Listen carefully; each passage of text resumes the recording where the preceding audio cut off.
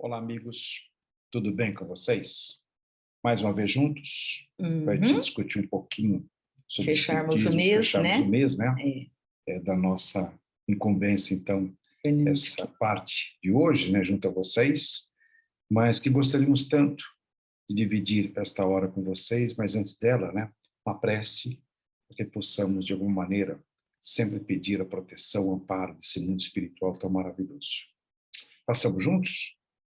Nós agradecemos, Senhor, a oportunidade que nos concede, que possamos receber sempre a participação desses nossos amigos espirituais, que acabam, de alguma forma, nos orientando, norteando nossas ideias, esclarecendo nossos pensamentos, para que o tema de hoje seja um tema de que, de alguma maneira, traga boas informações, bons elementos junto à filosofia espírita.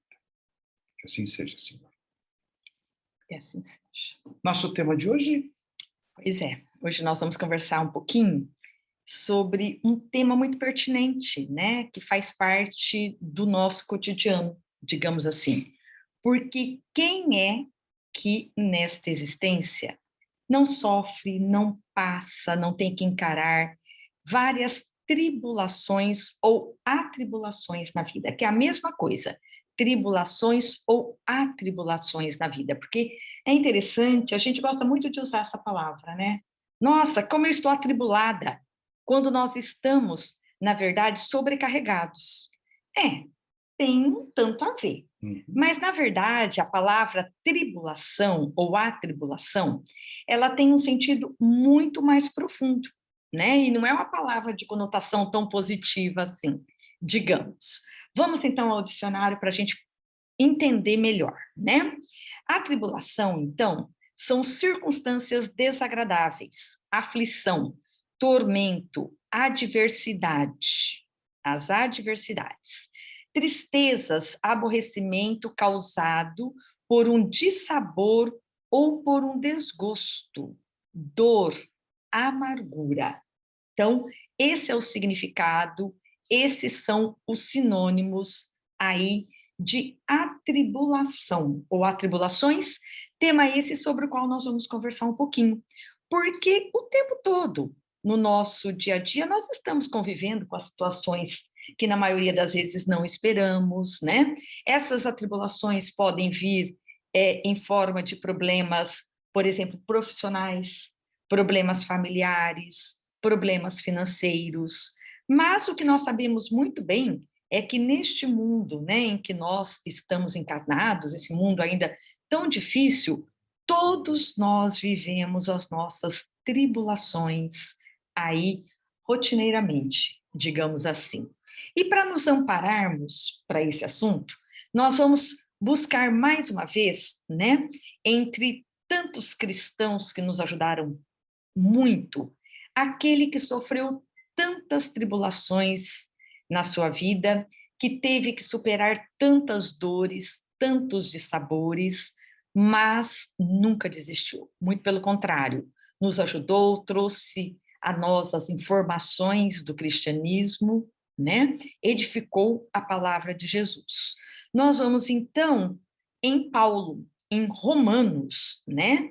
No capítulo 5, versículo 3, ele nos diz: e não somente isto, mas também nos gloriemos nas próprias tribulações, sabendo que a tribulação produz perseverança. E ele tinha autoridade Pode para para falar isso. isso, né? Sempre demonstrou. Porque nós sabemos da história do nosso querido Paulo, que primeiramente Paulo de Tarso, o grande senhor da lei, Saulo, né? perseguidor, Saúl. Saulo, né? Perseguidor de Jesus, que ao se ver, né, diante ali do Messias às portas de Damasco, né, reconheceu então os enganos pelos quais passara e os enganos que cometera até então.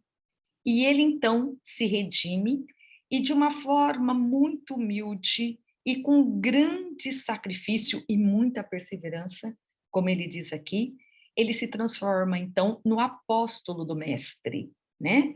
Daquele encarregado de disseminar a palavra do Cristo, as palavras de Jesus. Então, ele nos lembra disso.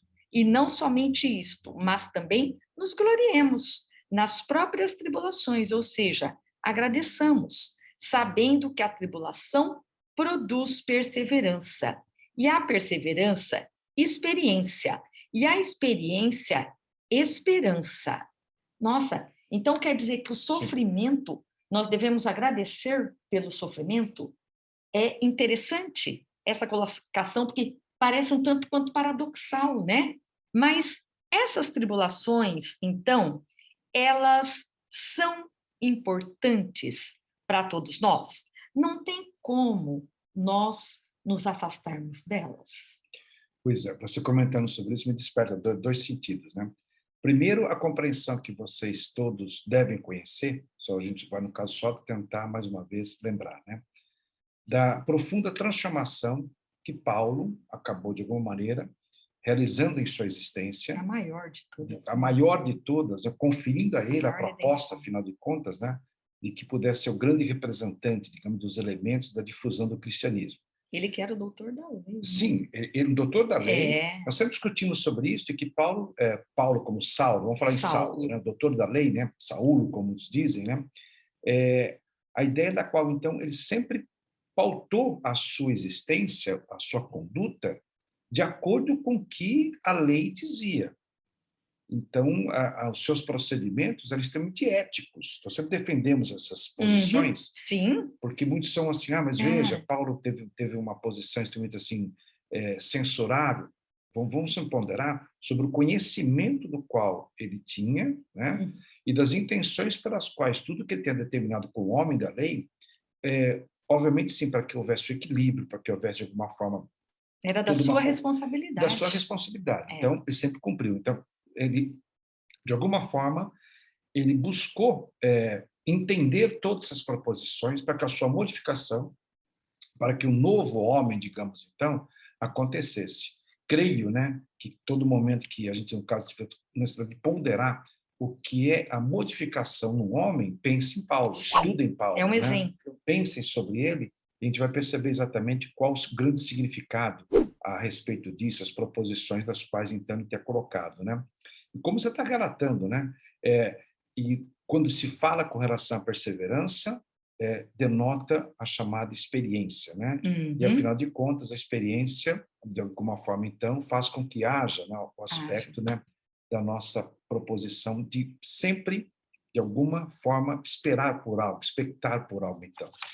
Mas você falou sobre o sofrimento, que é importante que a gente comece a discutir alguma coisinha a respeito, né? É que, infelizmente, os nossos pensamentos estão muito revolvidos em relação a isso. Estão sempre, assim, de alguma maneira, sempre imantados com relação ao sofrimento. Parece que, de alguma maneira, o Pai conferiu nossa existência para que a gente, no caso, sofra. Precisamos sofrer, se não houver um sofrimento, de alguma maneira, então, a gente não tem o que seja chamado o ganho da elevação, a luz, as proposições com relação a isso, né?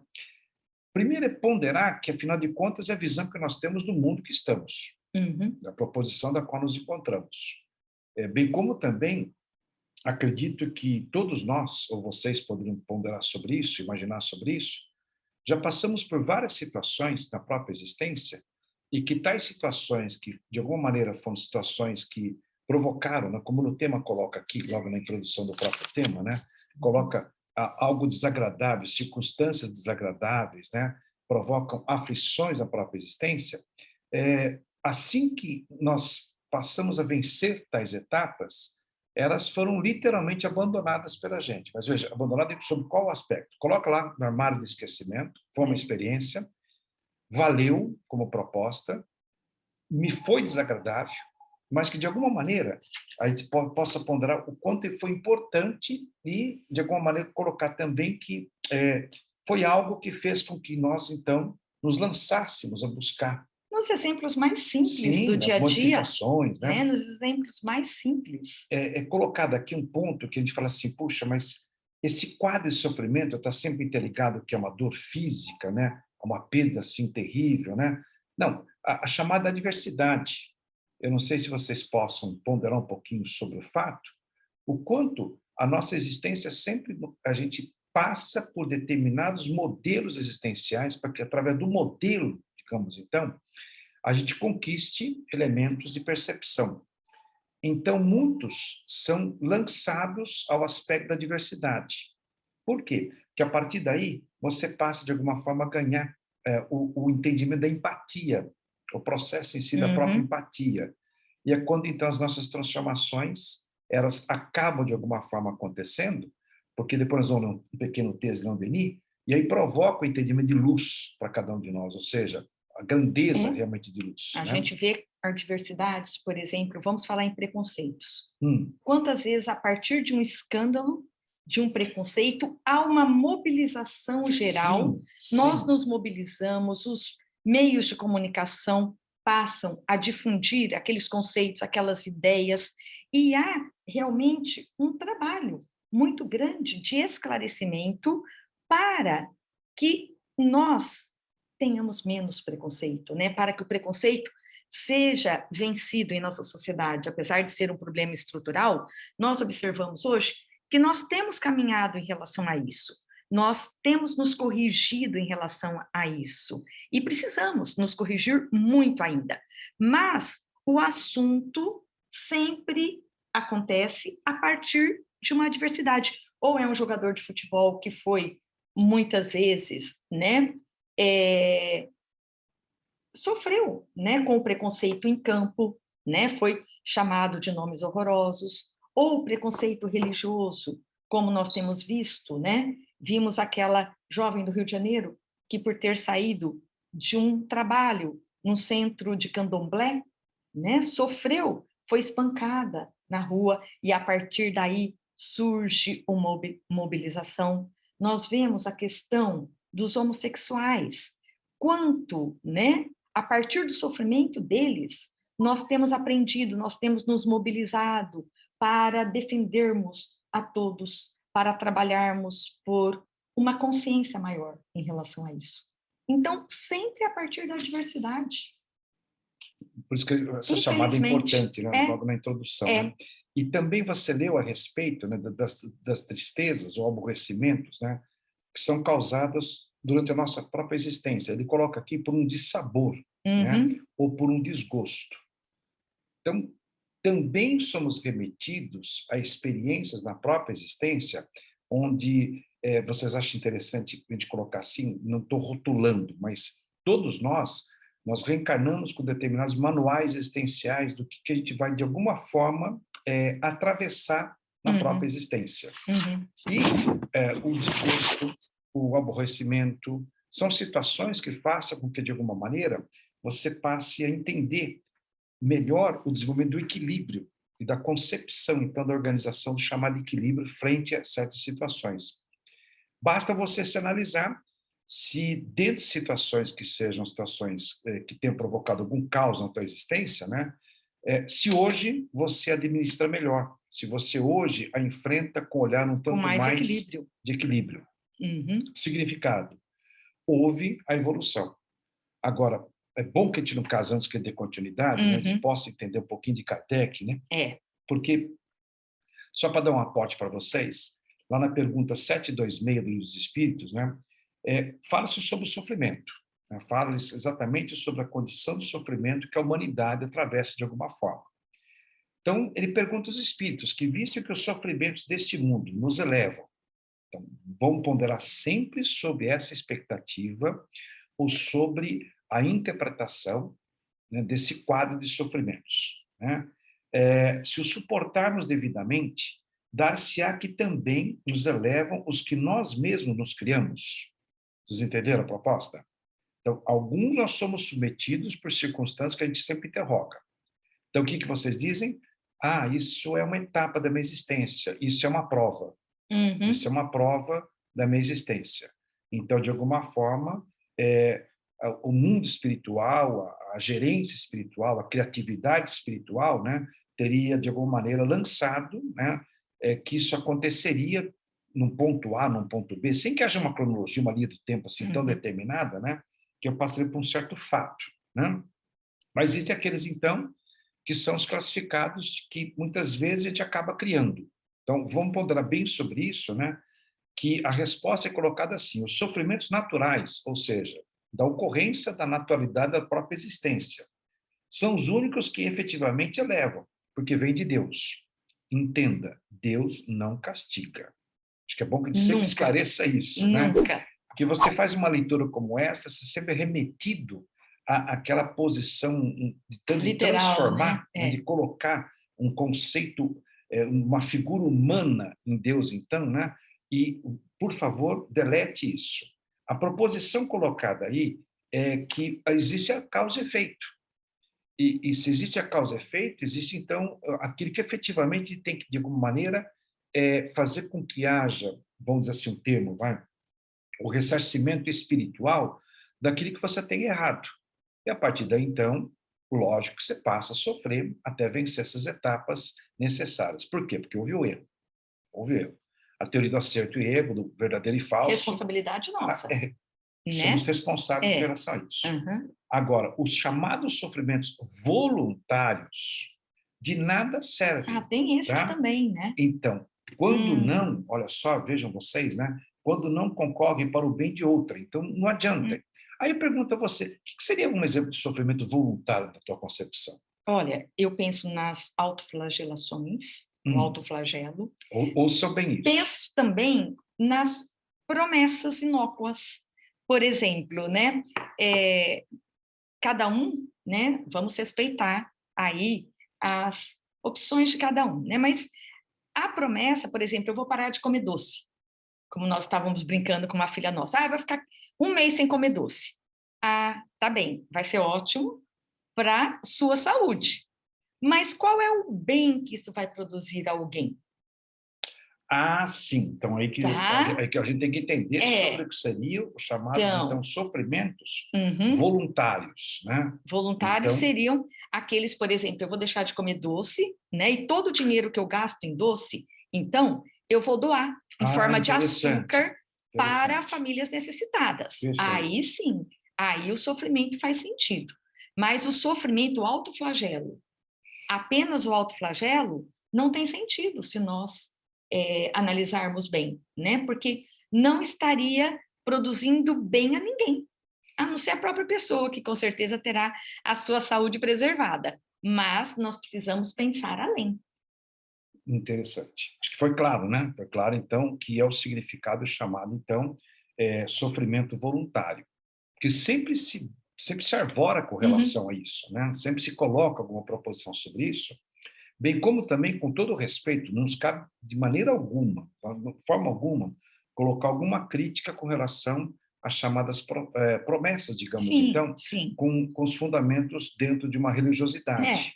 Uhum, são Perfeito, costumes são de costumes, algumas religiões, de jamais alguns, faríamos alguma né? ponderação negativa a Em respeito. relação a isso. Se isso de alguma forma, te enobrece, de alguma forma faz com que teu caráter se modifique, ou provoque em você a A grandeza modificação. da modificação, perfeito, super interessante, que, de alguma maneira, então, você administre isso, né, Uhum. com relação ao próprio sofrimento e dor que possa provocar em você.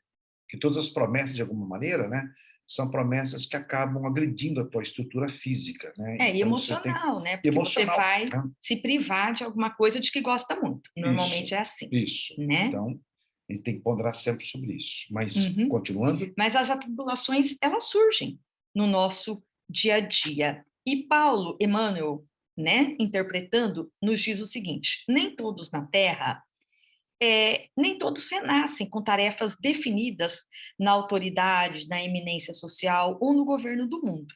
Mas podemos asseverar que todos os discípulos, em qualquer situação ou circunstância, podem dispor de força, posição e controle de si próprios. Ou seja, nós, a grande maioria, não nascemos em berço de ouro, não nascemos aí não trabalhamos em altos cargos, né? Porém, em qualquer situação, ele nos lembra aqui, nós podemos adquirir força e controle. É muito interessante, por exemplo, uma tribulação que nós temos visto o tempo todo que acontece aí, né, ao nosso lado, é o problema do desemprego. na nossa sociedade hoje. Sim. Quantas pessoas com a pandemia perderam emprego, né? Muitos já estavam desempregados antes da pandemia, porque o desemprego já era muito alto antes da pandemia. Mas perderam o emprego. E isso foi um desespero, logicamente, para a família toda. E nós estamos vendo muitas pessoas que, nessa tribulação da vida, se reencontraram, se refizeram, foram em busca do estudo, dos cursos preparatórios, cursos técnicos, profissionalizantes. Outros resolveram investir no próprio negócio, começaram, né, do pouco, começaram de baixo, a maioria na culinária, fazendo doces, fazendo pão, e se reinventaram. Então, a partir de uma tribulação, logicamente que nós não gostaríamos que ninguém ficasse desempregado, mas a partir daquela tribulação, as pessoas se reinventam. É interessante nós adquirirmos a força, é o que ele fala, é a perseverança, é a força, é a fé, é a certeza, né? É a certeza de que nós podemos fazer alguma coisa. Afinal, a gente não nasceu para viver, né, numa única posição, não nascemos para viver na ociosidade. Eu me lembro muito, Interessante. toda vez que eu penso sobre isso, muitos vão concordar comigo, eu me lembro muito do Richard. O Richard tinha uma expressão que eu adorava, que ele dizia: nós não podemos nunca sofrer de síndrome de Gabriela, né? Gabriela do Jorge Amado, né? Porque nós tínhamos a música, né? Eu nasci assim, eu cresci assim, eu morri assim. Não dá. A vida não é isso, né? A vida, ela cobra de nós essa movimentação diária até, eu diria. Diária, eu diria. Se nós observarmos, diariamente nós estamos vivendo aí tribulações que cobram uma postura adequada de cada um de nós. É aquilo que a gente fala, né? E agora? Vou sentar e chorar? Não. Não. Vamos levantar? Vamos levantar. Vamos lá. A vida cobra da gente. E Emmanuel diz mais. Recordemos que a tribulação produz fortaleza e paciência. E, em verdade, ninguém encontra o tesouro da experiência no pântano da ociosidade. É necessário acordar com o dia, seguindo-lhe o curso brilhante de serviço, nas oportunidades de trabalho que ele nos descortina. Veja só o processo, né? Então, você colocou o problema da ociosidade, né? Aliás, tem outra remessa também colocada naquele outro texto maravilhoso, já a Leila lê para a gente sobre isso. Sim. Mas divida com a gente, então, se possível, né, a seguinte ponderação. Perceba que, para que haja movimento, vamos pegar exatamente a espécie pela qual, então, você possa mais entender, mais assim, rapidamente perceber. Um carro, um automóvel, né? Um automóvel, então. É necessário que haja toda uma reação executada pelo combustível. Primeiro, uma descarga elétrica, no caso, então, quando você, no caso, liga o próprio carro, né? Então, pega-se a carga, que estava, de alguma forma, acumulada na bateria, e faz com que ela faça uma movimentação de um motor, né? E esse motor, então, faça com que aconteça a partida, digamos, então, do próprio carro, e isso faz com que aquele momento, então, digamos, paralisado, que estava, não vou usar o termo inercial, porque o termo inercial é discutido na física, né? Mas estava lá paralisado, começa exatamente por uma reação, né, chamada de combustão, então, na câmara do próprio motor, na câmara do próprio cilindro, e a movimentação começa a existir. Mas vocês perceberam? Todo um processo, toda uma linha de elementos pelos quais, então, isso, de alguma forma, ocorreu. A partir do instante que essa movimentação começa a existir, você, então, tem como fazer com que seu carro, que estava o quê? Vai parado, comece a se movimentar. Bom, por quê? Porque é necessário que essa execução, de fato, ocorra, que esse fato, no caso, aconteça. Eu acho que na nossa existência, quando você fala assim com relação a tribulações, situações, ou esse pântano da ociosidade que ele coloca, são remessas que a gente sempre interroga. Puxa, minha vida estava tão boa, tão Quando tudo tranquila. está Nós muito calmo, conversamos sobre isso, inclusive, hoje, né? isso. Bem antes da gente, no caso, preparar o tema com vocês, estava discutindo alguma coisa a respeito disso, né? Citando, né, alguns amigos, citando algumas situações, que nos cabe agora dizer quem, mas Qual a ideia? Né? Que passam por situações e um dia chegaram para mim e falaram assim, mas minha vida está tão boa, estava tudo tão certinho, né?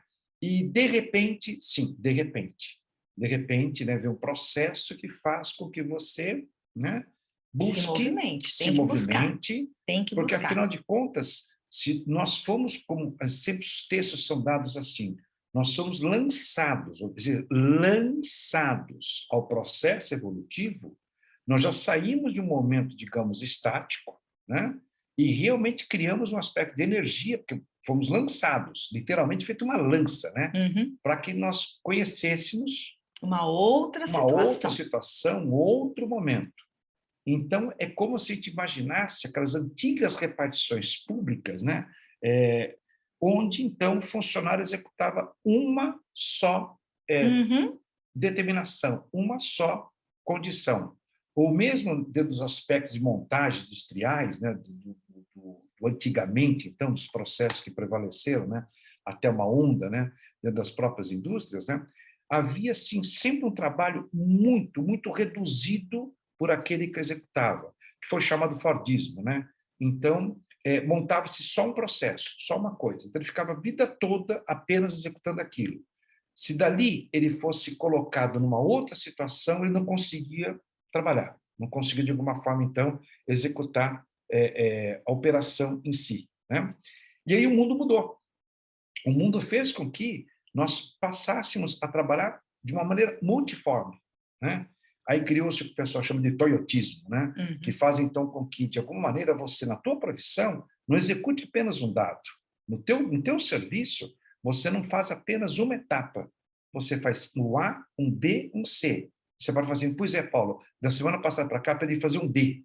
De fato. É o que está acontecendo conosco, né? Tudo. Na sala de aula. Tudo na sala de aula, no nosso caso, né?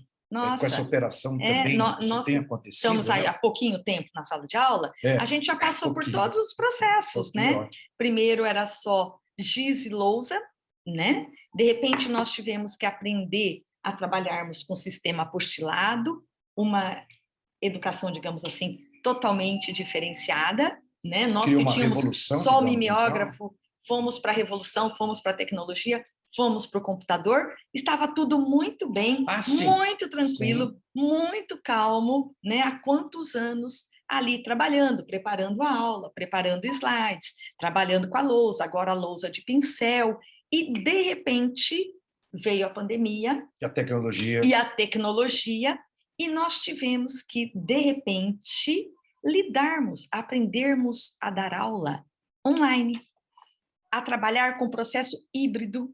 Agora nós temos que atender o aluno que está na sala de aula conosco, nós temos que atender o aluno que está em casa, respondendo a todas as questões dele. Nós tivemos que fazer uma imersão tecnológica para aprendermos novos apps, novos conceitos, trabalharmos com uma educação, digamos assim, uma aprendizagem mais interativa com os alunos. Então, é Google Forms, é cada dia um desafio novo. Uma plataforma nova. Uma plataforma nova. Mas deixa eu te perguntar só uma coisinha. Que, na realidade, então, você achou interessante submeter a esse processo. Sim. Eu posso fazer pergunta, né? Eu não tenho nada contratadinho aqui, não, tá? Só que você seja bem esclarecido sobre isso. Me ocorreu fazer a pergunta agora. Pelo que eu entenda, tanto você quanto eu podemos ser parados há muito tempo. Sim. Então, veja, podemos ter parado, né? Parado de trabalhar. A gente está dizendo um pouquinho da gente, você perceber que é uma coisa assim, muito comum. É o que acontece com todos nós. Toda a proposta que nós vamos fazer com vocês durante o próprio tema, né? E aí, então, de alguma maneira, você foi agitada. Veja, por que essa agitação? Eu podia desistir. Perfeito. Tá? Nós poderíamos ter desistido ou nós vamos encarar. Não, mas com essa idade nós vamos aprender tudo isso? Vamos, estamos aprendendo. Foi ruim? Foi uma tribulação. Tá. Porque é difícil, porque nós, como seres humanos, nós não queremos sair da zona de conforto. Estava tudo muito bem, muito fácil, tudo aqui já certinho, estruturado, e de repente você tem que aprender muita coisa nova. Mas e o aprender? Isso é bom?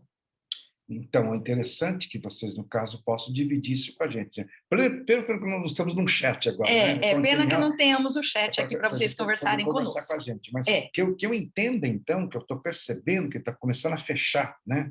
Dentro do aspecto, então, colocado, de que nós não nascemos, como o Richard colocou, então, com o aspecto de ficar ali Síndrome de Gabriela, não só dá. daquele jeito. Não dá para Tá? ficar parado. Não dá. Então, sempre... Aí que viria também, no meu entender, se é que eu compreendi, então, que você está colocando, é que, a partir do instante que a gente está aberto, ou seja, assim, predisposto a perceber tais elementos de modificação, eles passam a acontecer e, com certeza, você é outro. Você é e outro. É muito importante que eles aconteçam, né? A gente sempre discute isso. Nós não podemos parar. Logicamente que nós não queremos lidar e não queremos que ninguém tenha, né, que vislumbrar situações de tanto sofrimento, como perda de entes queridos, como a doença, como o desemprego.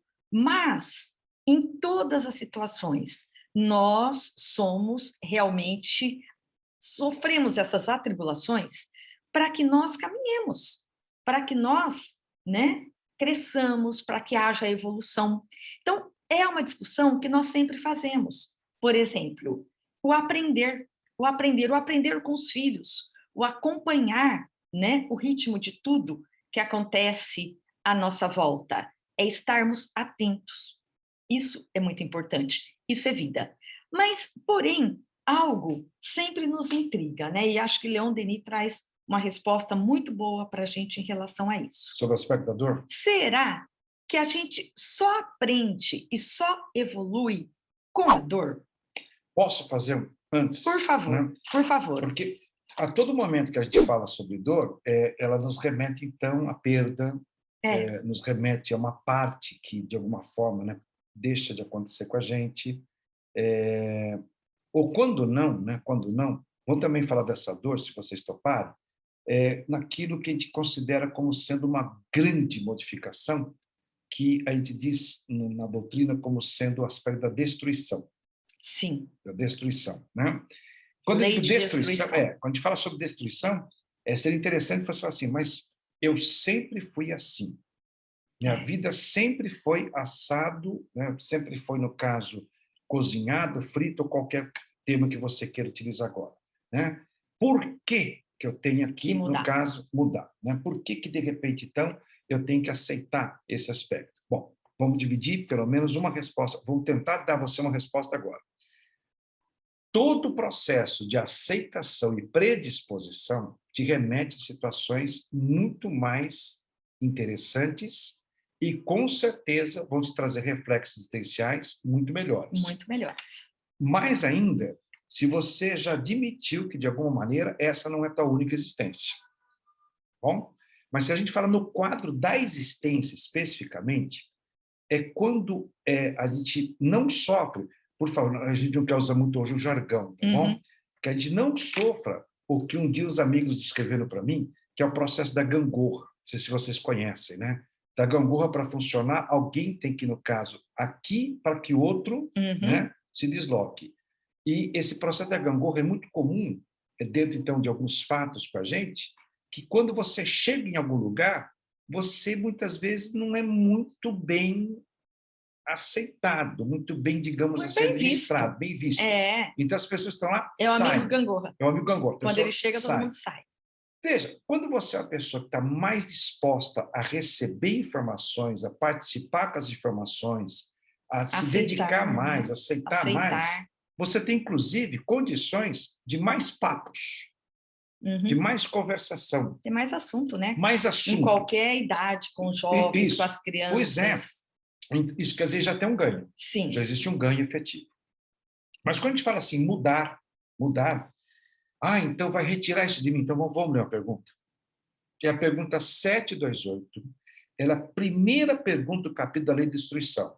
Mas eu queria que você entendesse mais sobre ela, né? E não só, talvez, um elemento físico, construção, coisa que o vale, né? Então diz assim, se é da natureza, se é de Deus, a lei de destruição. Né? Preciso, a resposta, preciso é que tudo se destrua para renascer. Isso é impactante. Tudo se destrua para renascer. Não estamos autorizando devastação da Amazônia, destruição dos oceanos, né? Não é isso. Quando se diz sobre destruição, é uma peça modificada de um certo elemento, da qual, então, aquilo é retirado, e, no lugar aqui, algo muito mais interessante para a humanidade passa a acontecer. Tá bom? Veja, se destrua, no caso, é tudo, né? Se destrua para renascer e se regenerar. Porque o que chamais destruição não passa de uma transformação, que tem por fim a renovação e melhoria dos seres vivos. Eu queria que vocês entendessem a resposta dos Espíritos agora, não só com a proposta dada, mas com a nossa proposta. Que a gente, no caso, admita que somos plenos com relação ao exercício da destruição. Eu vou retirar parte de mim, vou retirar parte dos meus pensamentos, parte da minha filosofia existencial. Ela vai ser realmente assim, retirada. Vou evoluir, vou me modernizar. Eu preciso tirar essa peça e trocar essa peça por uma peça mais moderna. Eu preciso ter pensamentos mais admitidos, mais esclarecidos, para que eu possa, de alguma forma, então, conviver com o próprio filho. Acompanhar os netos. Acompanhar os netos, estar no meio da sociedade, se vivendo, né, de uma maneira, digamos, que a gente sempre fala que tem um termo muito legal, surfando. Surfando. Porque é necessário que tudo isso aconteça com a gente. Mas já que você falou sobre a dor, né? Mas nós não podemos nos esquecer, quando a gente fala em destruição, eu puxo aí as piores tribulações, né? As guerras mundiais pelas quais nós passamos, né? E, incrivelmente, quanto progresso houve, principalmente na medicina, depois das grandes guerras, né? Depois da gripe espanhola, né? Que foi a pandemia anterior, digamos assim, como a medicina evoluiu e como a medicina está evoluindo agora, a partir dessa pandemia que nós estamos vivendo. Mas será que a gente sempre precisa sofrer para que haja evolução? Vamos pedir ajuda para Leon Denis? Vamos para Leon Denis, né?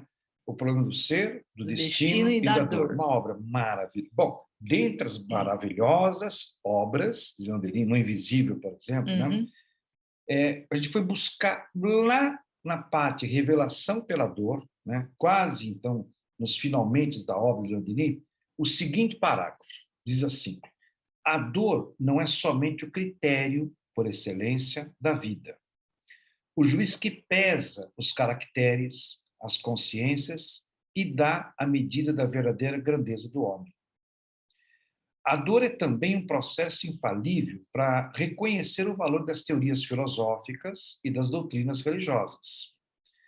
A melhor será, evidentemente, a que nos conforta, a que diz por que as lágrimas são quinhão da humanidade e fornece os meios, olhe só, fornece os meios de estancá-las. Pela dor, descobre-se com mais segurança o lugar onde brilha o mais belo, o mais doce raio da verdade, aquele que não se apaga. Acho que no início nós falamos sobre luz. Sobre luz. Sobre luz, né? Porque, afinal de contas... É na dor que a sensibilidade se aflora. E nós vamos buscar nas filosofias, principalmente, o consolo. E nas filosofias, nós vamos nos instruindo, nos esclarecendo.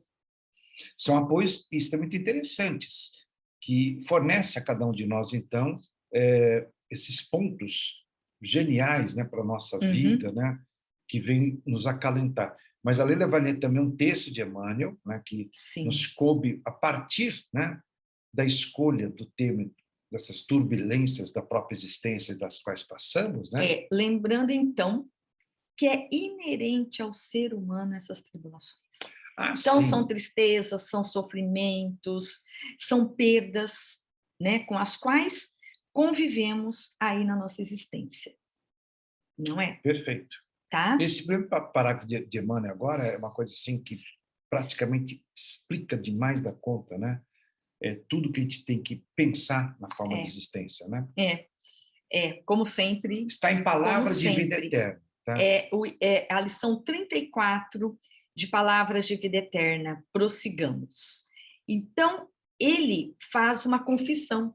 Ele começa com uma confissão. Paulo diz, Paulo. Mais uma vez Paulo, hein? Irmãos, quanto a mim, não julgo que o haja alcançado, mas uma coisa faço, e é que, esquecendo-me das coisas que atrás ficam e avançando para as que estão diante de mim. Então, a primeira lição que ele nos dá, né? Não é porque, imagine você, se Paulo tivesse ficado imobilizado ao conhecer Jesus, pensando no homem que ele fora, amargurado com o homem que ele fora, ele não teria construído essa história maravilhosa do cristianismo que ele construiu para nós. Então, por exemplo, se te imobilizas na estrada a pretexto de amarguras acumuladas ou de ofensas recebidas, lembra-te de Paulo, o apóstolo intrépido que, sobrecarregado de problemas, não se resignava a interromper o trabalho que o mestre lhe conferira. Então, nós sabemos que Paulo foi viver sozinho no deserto, redescobriu, né, uma antiga profissão que era de tecelão, de artesão, foi viver de uma forma muito triste, muito humilde durante essa época dessa redenção, né? Mas sempre intrépido, né? Caminhando, né, naquele solo pedregoso, naquele calor, indo de lugarejos a lugarejos, né? Amparando, construindo as igrejas do Cristo e levando a palavra do Cristo. E sofrendo né? Principalmente pelos seus, porque, logicamente, imaginem vocês o que a família pensava dele, o que os amigos pensavam dele, como é que ele, tendo a posição que tinha, né, poderia ter abandonado tudo e ainda seguido a palavra daquele que ele perseguia, né? Então, sofreu demais. E ele nos lembra aqui, isso daqui me marca muito, as amarguras. Quem é que não tem amarguras?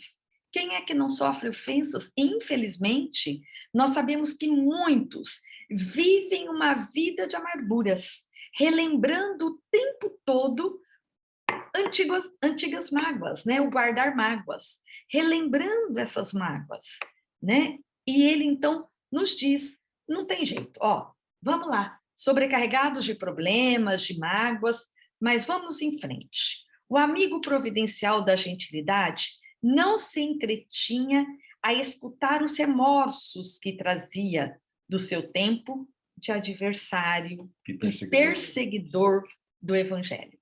Então, ele não se detinha. Então, isso, né, cala muito a nossa alma. Não lamentava os amigos descrentes da renovação de que fornecia testemunho. Essa é para agora, né? Muitas vezes, a gente não aceita a opinião do outro. Ele não lamentava os que não acreditavam nele. Os que não acreditavam nessa doutrina que ele estava trazendo. Não se queixava dos parentes que o recebiam, empunhando o azorrague da expulsão, porque quantas vezes ele foi expulso, bateu a porta, né, dos parentes, dos amigos de outrora, e foi expulso, foi escorraçado por todos. Não se detinha para lastimar a alteração dos afetos, que a incompreensão azedara no vaso do tempo, né? Não o compreendiam.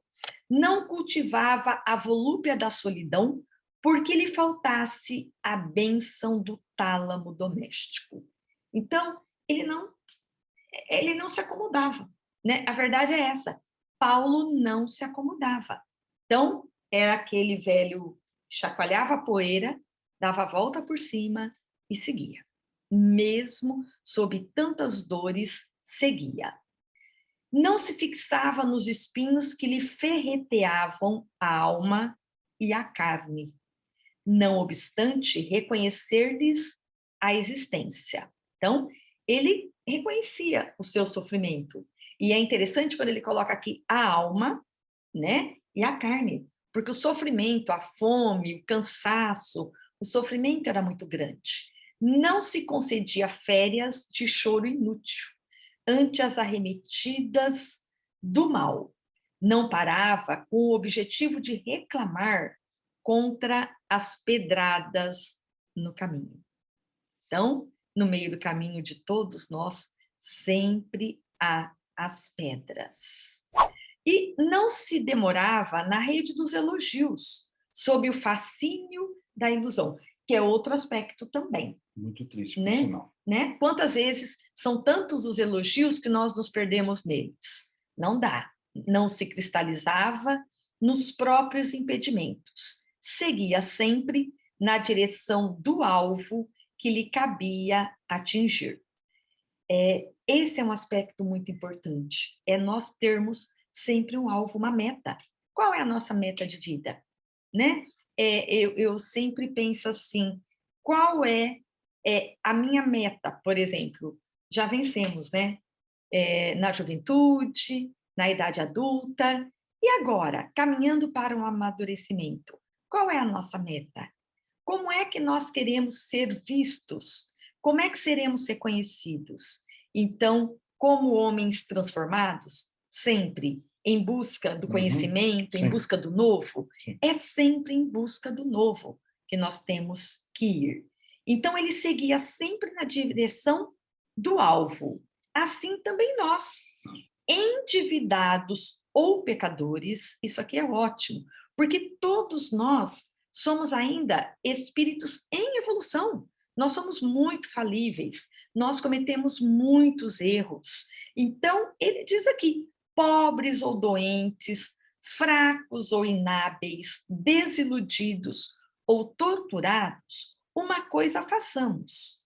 Acima de todos os tropeços e inibições, prossigamos, sempre para diante, olvidando o mal e fazendo o bem.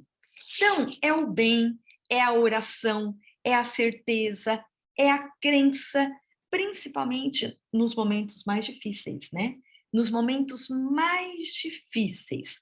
Não nos esqueçamos do Evangelho, lá no capítulo 5, que nos lembra de bem-aventurados os aflitos.